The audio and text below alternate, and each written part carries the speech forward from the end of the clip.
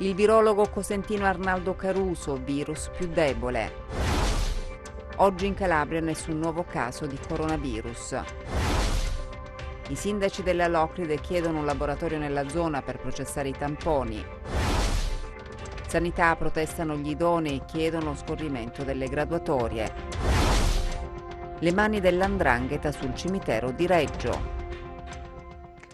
Buonasera dalla redazione del TG3. Dunque anche oggi in primo piano l'emergenza coronavirus, isolato a Brescia una variante del virus più debole, lo rende noto il virologo cosentino Arnaldo Caruso, presidente della Società Italiana di Virologia, secondo il quale queste varianti virali più attenuate dovrebbero diventare il futuro della probabile evoluzione del Covid-19. A Brescia è stata isolata una variante di virus SARS-CoV-2 estremamente meno potente. A renderlo noto è il virologo cosentino Arnaldo Caruso, presidente della Società Italiana di Virologia. Mentre i ceppi virali che siamo stati abituati a vedere in questi mesi, spiega, che abbiamo isolato e sequenziato, sono bombe biologiche capaci di sterminare le cellule bersaglio in 2-3 giorni, questo per iniziare ad attaccarle ha bisogno minimo di 6 giorni, il doppio del tempo. Già in Cina hanno documentato queste varianti meno aggressive. Possiamo dire che anche questa evoluzione è molto veloce rispetto a quello che ci aspettavamo e anche noi finalmente abbiamo visto uno di questi ceppi. Ancora non sappiamo se è identico a quelli cinesi, ci lavoreremo geneticamente sopra, però in colture cellulari mostra una minore aggressività. È il primo caso che vediamo, speriamo sia il primo di tanti in futuro. Queste varianti più attenuate dovrebbero diventare il futuro della probabile evoluzione del Covid-19, ma non bisogna abbassare la guardia. E queste varianti, prima che prendano piede, avranno bisogno di tanto tempo. È vero che è un virus nuovo e non sappiamo niente di lui, ma sono sempre varianti al momento minoritarie e che significa che circolano sporadicamente qua e là. Avere un'idea di che cosa arriverà il prossimo anno probabilmente sarà lo stesso ceppo virale che ha circolato massicciamente a febbraio, marzo, aprile di quest'anno, con qualcosa dentro che comincerà a mutare, magari speriamo in senso migliorativo, quindi la paura non è finita e né questa è una reale speranza nel prossimo futuro. È una speranza che, come ogni virus si adatta all'uomo, anche il coronavirus si adatti in tempi possibilmente brevi, anche se non possiamo certamente prevederli. In questo periodo il coronavirus sta perdendo forza per gli effetti del lockdown, ma soprattutto per il caldo. Qui siamo chiaramente in presenza di una stagionalità, nel senso che tutti i virus respiratori hanno di solito una stagionalità e noi a suo tempo abbiamo detto, io per primo, speriamo che come tutti gli altri virus respiratori questo virus aggressivo perda forza nella stagione calda e vada a scomparire, un po' come è già scomparso il virus dell'influenza. Quindi questo fortunatamente sembra avvenire un po' aiutato da tante cose come appunto diciamo, la segregazione di tutti noi a casa, il fatto di aver evitato i contagi, di aver usato le mascherine, di aver lavato le mani, insomma tutti questi accorgimenti hanno aiutato quello che è un fenomeno fortunatamente naturale di stagionalità dei virus respiratori. Quindi cosa aspettiamo quest'estate? Che questo virus, non quello attenuato che sarà, ripeto, il futuro, speriamo, e questo virus aggressivo abbia perso forza e ci lasci liberi per questa estate, pur nella tensione che in questi momenti a venire dovremo avere per avere una conferma che veramente sia sparito definitivamente. E adesso il consueto aggiornamento sul coronavirus con il bollettino della regione, anche oggi in Calabria 0 contagi. Anche oggi in Calabria nessun nuovo contagio emerge dal bollettino della Regione Calabria. Ad oggi sono stati effettuati 62.255 tamponi. Le persone risultate positive al coronavirus sono 1.157, più 0 rispetto a ieri. Quelle negative sono 61.098.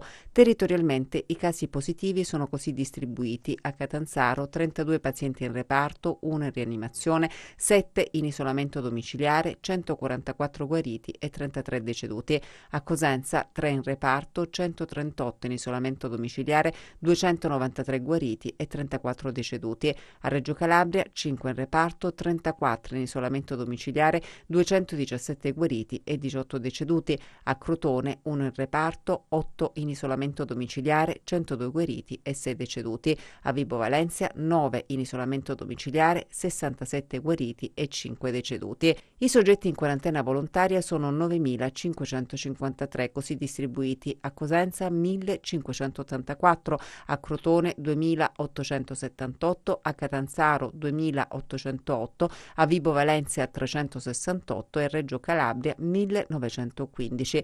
Dall'ultima rilevazione, le persone che si sono registrate sul portale della Regione Calabria per comunicare il rientro alla residenza sono più 154, quelle registratesi per motivi di lavoro, salute e attività istituzionali sono più 153, per un totale di 307. E i sindaci della Locride chiedono un laboratorio nella zona per processare i tamponi, anche in vista dell'imminente stagione estiva e l'arrivo di migliaia di turisti. Troppo tempo per ottenere i risultati dei tamponi. La situazione preoccupa i sindaci della Locride anche in vista della stagione estiva, con l'arrivo di migliaia di turisti. Da tempo i sindaci chiedono di avere un laboratorio nella Locride per processare i tamponi. I tamponi è vero che vengono eseguiti qui nella Locride, ma vengono inviati a Reggio Calabria perché siano diagnosticati. Questo ha ingenerato situazioni di panico nelle comunità, noi sindaci, perché un tampone eseguito viene tutt'oggi diagnosticato dopo 24-36 ore. Questo veramente rappresenta per noi, per le nostre comunità, delle situazioni in cui si sta con l'ansia e quindi gestire delle situazioni non è facile. Abbiamo sollecitato la direzione sanitaria fin da subito affinché venisse attrezzato il laboratorio di microbiologia molecolare dell'ospedale di Locri, perché voi sapete che noi abbiamo un unico presidio ospedaliero, che è l'ospedale della Locride a Locri, sul quale insiste una popolazione di 150.000 abitanti, ma che sappiamo che nel periodo estivo arriva fino a 300.000 persone. Ma dobbiamo anche guardare al futuro, guardare in prospettiva. Ci potrebbe anche essere una seconda ondata del coronavirus, quindi a quel punto serve differenziare il periodo influenzale, quindi una influenza o una banale influenza, da una invece diagnosi da coronavirus. Quindi ritengo ancora oggi più che mai attuale la nostra sollecitazione, le nostre sollecitazioni affinché anche l'ospedale della Locride si doti di questa strumentazione. Test sierologici nei comuni calabresi, ma non nelle ex zone rosse. Perché? Se lo chiedono i sindaci che hanno scritto al Ministero. Intanto a Bocchigliero continua lo screening sulle persone che hanno contratto il virus. Chissà qual è la ratio che ha portato ad escludere le ex zone rosse dall'indagine di sieroprevalenza dell'infezione da Covid-19. Non sarebbe stato utile approfondire lo studio proprio nelle comunità dove l'incidenza del coronavirus sulla popolazione è stata maggiore e si potrebbe presumere una più ampia presenza di soggetti venuti a contatto con il virus? Il sindaco di Bocchigliero è in contatto con gli altri primi cittadini dei comuni ex zona rossa per saperne di più. Io dico che il Ministero, che poi al di là di quali possano essere stati i suoi criteri nella scelta attraverso dati statistici, fasce d'età e quant'altro, doveva assolutamente partire da quelli che sono stati i casi di emergenza e chiaramente dai comuni rossi che ancora oggi noi stiamo affrontando, perché è vero che siamo usciti da questa fase emergenziale, quindi non siamo più catalogati come zone rosse, però il virus è presente, quindi chi più di questi comuni in cui diciamo, la presenza è stata oltretutto al di là di quelle che potevano essere, come dire, le situazioni, hanno investito pure casi particolari come l'RSA, poteva dare un risultato e quindi una valenza ulteriore a quello che è il risultato di un test. Noi sindaci, soprattutto quelli della zona rossa, ci stiamo muovendo per cercare di far capire al Ministero che è stata in effetti una scelta diciamo sbagliata. Intanto, nella cittadina silana, la situazione volge al meglio, ma non mancano i segnali che invitano alla prudenza. Il virus conferma la sua capacità di nascondersi e ricomparire. È venuta l'ASP di Cosenza per riverificare ancora i miei casi positivi. Noi abbiamo ancora un caso positivo e oltretutto si sta verificando che l'imprevedibilità poi di questo virus, questa alternanza dalla positività alla negatività da paziente a paziente. Noi abbiamo un gruppo purtroppo di anziani che ancora continuano a essere un giorno positivi e un giorno diciamo, l'altro tampone negativo e viceversa. Quindi vuol dire che l'effetto di questo virus, la conoscenza approfondita di questo virus è necessaria e i test possono e devono dare risposte soprattutto a quello che poi dovrà essere la valutazione fatta da specialisti per capire meglio come proseguire la fase successiva, questa fase 2. La cronaca, le mani dell''ndrangheta sul cimitero di Reggio, 10 le persone arrestate, c'è anche un funzionario comunale accusato di concorso esterno. Associazione mafiosa e concorso esterno in associazione mafiosa. Con queste pesanti accuse sono state arrestate 10 persone con provvedimenti emessi dopo indagini della squadra mobile della Questura su richiesta della Procura di Reggio Calabria dal GIP della città dello Stretto. Gli uomini delle cosche avevano imposto il loro dominio sui quartieri di Modena, Ciccarello e San Giorgio Extra. Scendendo nel dettaglio, la cosca Borghetto Zindato Caridi, un cartello operante nell'ambito della potente cosca dei Libri, e il clan Rosmini legato alla temibile consorteria dei Serranò. I Serranò e i Libri sono casati storici dell''ndrangheta, furono direttamente coinvolti nella seconda guerra di mafia, si erano divisi i territori in cui avevano i loro quartieri generali, facevano affari, grossi affari, soprattutto nell'edilizia. Questa operazione della Polizia di Stato nasce da pregresse investigazioni e anche da una recrudescenza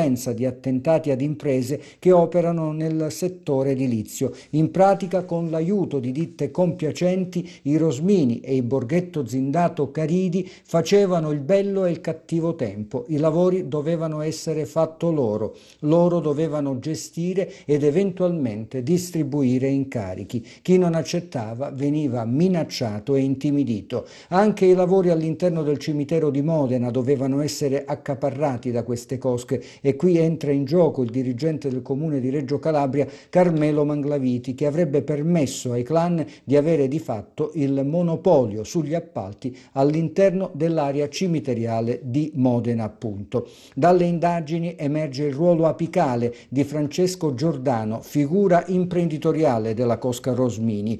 La ripartizione di quella porzione di territorio reggino, cioè i quartieri San Giorgio Extra, Ciccarello e Modena, in realtà era un dato acclarato grazie a pregresse attività investigative a cui si diede visibilità con le operazioni Wood Testamento Alta Tensione. Proprio in quest'ultima operazione erano stati arrestati esponenti di vertice della cosca Rosmini ed altri uomini del clan venivano arrestati a seguito di un'altra operazione denominata Cartaruga del dicembre 2012. Dal blitz scattato questa mattina sono confermate come figure importanti, oltre a quella del già citato Giordano, anche Natale e Salvatore Claudio Crisalli, Massimo Costante e Giuseppe Angelone. Importante il ruolo dei collaboratori di giustizia che negli anni hanno riempito migliaia di pagine di verbali. Per la cronaca, dei 10 provvedimenti restrittivi, 9 sono in carcere, 1 solo ai domiciliari e riguarda il dirigente del comune Manglaviti.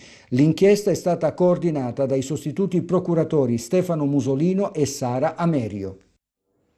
Operazione Libro Nero, le motivazioni della Cassazione sulla scarcerazione di Sebi Romeo, ex capogruppo PD in Consiglio regionale. La Cassazione demolisce le accuse nei confronti dell'ex capogruppo del PD in Consiglio regionale Sebi Romeo e del maresciallo Francesco Romeo. È palese l'assoluta inconsistenza delle ipotesi d'accusa, che appare del tutto congetturale e senza alcuna corrispondenza con i pochi dati fattuali. Queste le parole scritte nelle pagine firmate dal collegio della Suprema Corte presieduto da Andrea Tronci, pagine in cui si sottolinea l'inutilizzabilità delle intercettazioni e una valutazione di assoluta mancanza di gravità indiziaria dell'indagine. L'operazione Libro Nero scattò il 31 luglio del 2019, quasi un anno fa. Nel blitz finirono Sebi Romeo e il maresciallo Francesco Romeo, per entrambi la misura cautelare dei domiciliari con l'accusa di tentata estorsione. Poi la scarcerazione da parte della Cassazione, con una posizione stralciata dalla stessa direzione distrettuale antimafia. Protesta degli idonei davanti alla cittadella regionale, chiedono lo scorrimento delle graduatorie e l'assunzione a tempo indeterminato. Il tempo passa, l'emergenza coronavirus ha evidenziato sempre più l'importanza di una sanità organizzata, eppure le questioni irrisolte sono sempre lì, pronte ad esplodere ciclicamente. Oggi, davanti alla cittadella regionale, si sono ritrovati gli idonei, distanziati, con le mascherine, ma pur sempre gli stessi che protestavano mesi fa chiedendo lo scorrimento delle graduatorie d'assunzione a tempo indeterminato. Siamo qui per accelerare i tempi delle assunzioni, perché sono usciti tutti i fabbisogni, manca solo il fabbisogno dell'ASP di Cosenza e parliamo di tantissimi numeri. Tantissimi numeri, potrebbero assumerci tutti e darci questo benedetto contratto indeterminato che stiamo inseguendo da tanto. E appunto adesso con questa emergenza Covid che è venuta fuori, per fortuna adesso sembra stia calando il problema Covid qui in Calabria, non è cambiato nulla, hanno fatto solo assunzioni a tempo determinato, ma vi ripeto, poteva essere l'occasione per assumerci tutti a tempo indeterminato e risolvere questo annoso problema dello scorrimento delle graduatorie. Molti degli idonei nei mesi scorsi sono stati chiamati per affrontare l'emergenza coronavirus, ma a tempo determinato, e temono di restare senza lavoro una volta terminata questa fase. Gli idonei si caratterizzano perché sono dei personaggi, questi ragazzi che vediamo, donne e uomini calabresi, lavoratori onesti, padri e madri di famiglia, circa 1000, ed è una cosa indecente lasciare 1000 persone, che poi, come sappiamo noi, con il medium della famiglia italiana si parla quindi di 3-4 mila persone che devono mangiare. È veramente vergognoso lasciare queste persone a casa quando sono gli unici che hanno superato un concorso pubblico e si sono abilitati e qualificati come idonei. Quindi dimostrano già con questa partecipazione al concorso di avere superato dei test e delle prove. Ma poi si abbina anche un fatto che è innegabile. Tutti questi personaggi hanno un'esperienza nel campo sanitario, qua il più scarso ha anni di lavoro. Studenti in piazza a Cosenza contro la didattica a distanza. Da troppo tempo i banchi sono vuoti, docenti e studenti ne sentono la mancanza e sono pronti alla mobilitazione a Cosenza, una protesta di piazza in programma giovedì prossimo 28 maggio nella città dei Bruzzi. I promotori dell'iniziativa sono degli studenti che in una nota rilevano come le video lezioni non abbiano garantito il diritto allo studio per tutti gli studenti delle scuole superiori. Se da una parte c'erano studenti, sottolineano ancora, che avevano la possibilità di usufruire di un qualunque apparecchio tecnologico o di utilizzare una connessione internet stabile, dall'altra parte c'erano studenti che non avevano nemmeno un computer o un tablet per poter seguire tranquillamente le lezioni. Il Ministero e le regioni accusano hanno concesso tablet e computer in comodato d'uso in un numero misero, insufficiente a coprire le esigenze di tutti gli studenti in difficoltà. I ragazzi non dimenticano che c'è anche la questione della maturità, sulla quale a poche settimane dal suo inizio c'è poca chiarezza e poche garanzie per gli studenti. Chiediamo, conclude la nota, che nessuno rischi l'anno, che vengano preparati dei programmi nazionali per garantire la medesima formazione a tutti. Infine si chiede chiarezza sull'inizio del prossimo anno scolastico e sul suo evolversi. Gli studenti sono dati appuntamenti in piazza 11 settembre alle 10:30 contro le misure prese dal ministro Azzolina, che finora denunciano non è stata in grado di risolvere i problemi. A Catanzaro adesso, dove è stata presentata la nuova flotta dei bus della MC. La fase 2 a Catanzaro comincia con il parco macchine rinnovato dei bus della MC, 5 mezzi a metano e 1 diesel, per un investimento di 1.700.000 euro per i cittadini, un servizio in sicurezza. Non è possibile che un'azienda di trasporto pubblico non abbia e non pensi a rinnovare la propria flotta, e quindi stiamo in questa direzione, dovremmo continuare, e anche al limite preferendo qualche trazione un po' diversa, come per esempio quella elettrica, di cui so già l'esistenza di alcuni bandi. I mezzi erano pronti, ma il Covid ha rallentato ogni pratica. Tenete presente che questi mezzi sono fermi da un po' di tempo perché non avevamo la possibilità di esplicare tutte le pratiche burocratiche necessarie per metterle in strada. Cose che abbiamo adesso fatto e quindi possono essere messe in strada. Intanto il primo cittadino annuncia nuove misure per incentivare la mobilità alternativa. Fra qualche giorno avremo anche alcuni vantaggi per quanto riguarda il centro storico. Sarà previsto sicuramente la funicolare gratuita se chiuderemo il pomeriggio Corso Mazzini, saranno previste una serie di parcheggi privati con i quali ci convenzioneremo come comune, e poi soprattutto cercheremo di far entrare nella testa anche dei catanzaresi la possibilità di utilizzare le bici elettriche, perché con le bici elettriche, voglio dire, riusciamo a superare gli scogli che fino ad oggi non hanno permesso alla nostra città di poter camminare con questo mezzo, che credo sia veramente utilissimo. C'è un antico palazzo nobiliare che sorge a poca distanza da Camigliatello Silano, è stato sede di una colonia e anche della scuola alberghiera. Adesso però è abbandonato e l'amministrazione comunale di Spezzano Sila cerca investitori.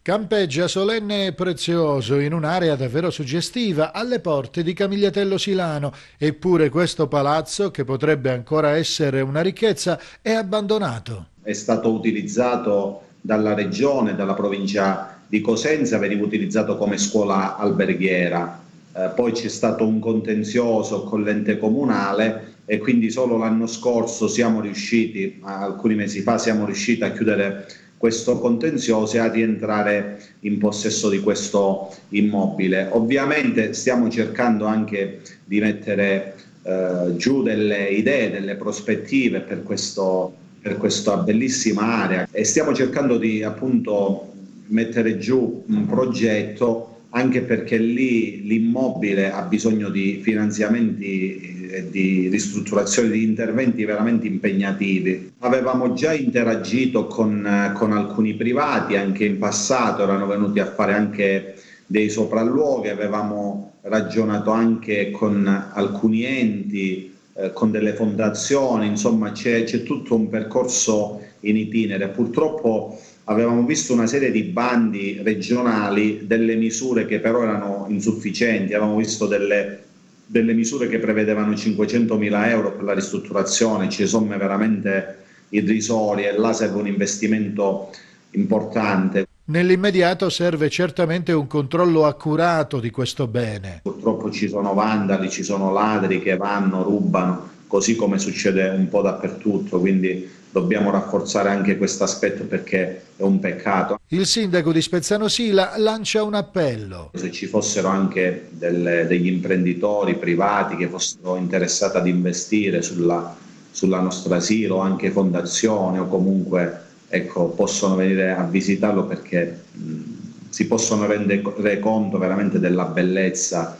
di questi luoghi. E in chiusura le previsioni del tempo.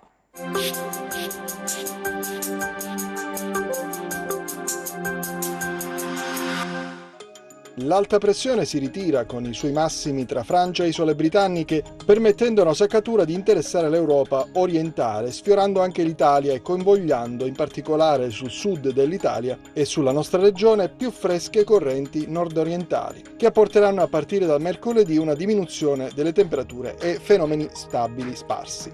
Domani, sin dal mattino, rapido aumento della nuvolosità con la possibilità di rovesci isolati temporali sulle zone interne del Cosentino e del Catanzarese, su serre vibonesi e versanti ionici reggini e catanzaresi. Dal pomeriggio migliora ovunque. Passiamo a mari e venti. Domani Ionio Crotonese, Basso Ionio Cosentino e Tirreno Reggino molto mossi, gli altri mari saranno mossi. Unica eccezione è il Basso Ionio che sarà poco mosso sotto costa. Venti ovunque dai quadranti settentrionali moderati con rinforzi sul Golfo di Taranto e Ionio Crotonese. Per ulteriori approfondimenti vi rimando al sito www.meteoincalabria.com e alla nostra pagina Facebook Meteo in Calabria. Ed è tutto, grazie per l'attenzione e buona serata.